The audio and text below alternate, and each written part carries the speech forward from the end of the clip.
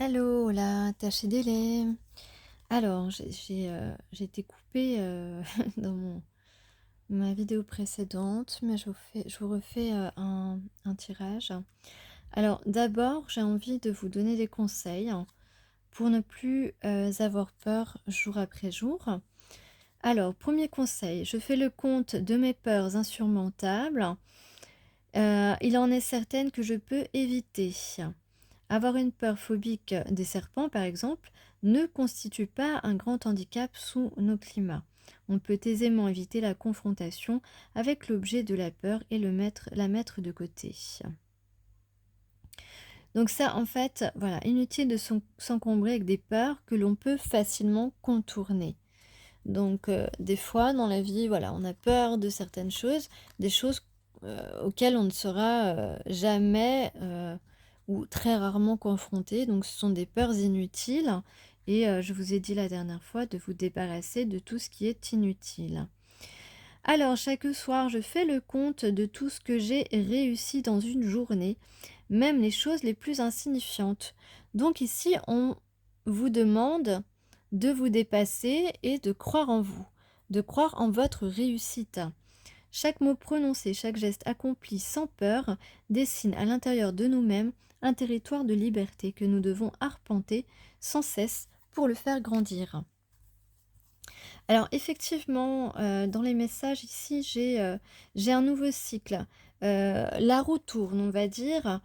Pourquoi la roue tourne? Parce que, on a vous ou la personne à qui vous pensez a, vraiment effectué un grand travail sur lui et cette personne ou vous-même, avez travaillé sur quoi? Eh bien, il semblerait ici.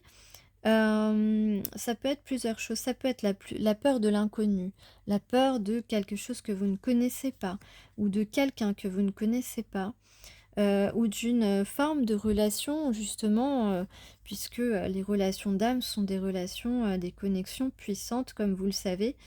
Donc, ici, on peut aussi, avoir travaillé sur, d'autres peurs comme par exemple, le fait que vous impressionnez ou que vous soyez impressionné par, la personne à qui vous pensez. C'est bien souvent quand même l'autre personne, j'ai plus des personnes qui m'écoutent qui ne sont pas, les personnes impressionnées par l'autre. Mais voilà, donc il a travaillé, la personne à qui vous pensez a travaillé sur cette peur, sur cette déstabilisation que vous provoquez chez lui. Alors ça ne veut pas dire qu'il n'y en aura plus, mais en tout cas, vous l'impressionnez, il vous admire et cetera et ça constituait un véritable frein, dans la communication entre vous et c'est véritablement quelque chose qui semble, ou qui va être, dans les jours ou les semaines qui viennent, dépassé. Donc on a ici quelqu'un qui n'a plus peur de se confronter à toi, de se confronter à vous, et donc recommencer, on va dire, ou commencer, si ce n'a pas été, déjà, si ce n'est pas déjà arrivé, le jeu de séduction. Voilà, il est, prêt à se confronter, heu, à un face à face avec toi et on parle, encore de réussite. Donc comme je vous disais, donc il y a véritablement, dans ce message de ce soir, de cet après-midi, suivant l'heure à laquelle vous écoutez, heu, une idée donc de, dépasser ses peurs, de dépassement de peur et de réussite. Alors on a aussi, les signes du lion. On vous dit aussi d'accepter de voir les nuances de couleurs, de, développer, vous ou l'autre, votre tolérance, car il n'y a pas, tout blanc et tout noir seulement. Donc on parle aussi un petit peu, de sex appeal, de, cool attitude et aussi d'avoir un petit grain de folie, mais bien sûr, dans le bon sens du terme. Alors, on va dire que dans 2 lunes, on aurait quelqu'un qui se sépare d'une personne qui ne va pas du tout avec lui ou elle. quelqu'un qui a envie d'écouter ses désirs. Pourquoi? Ses désirs d'harmonie et d'évolution.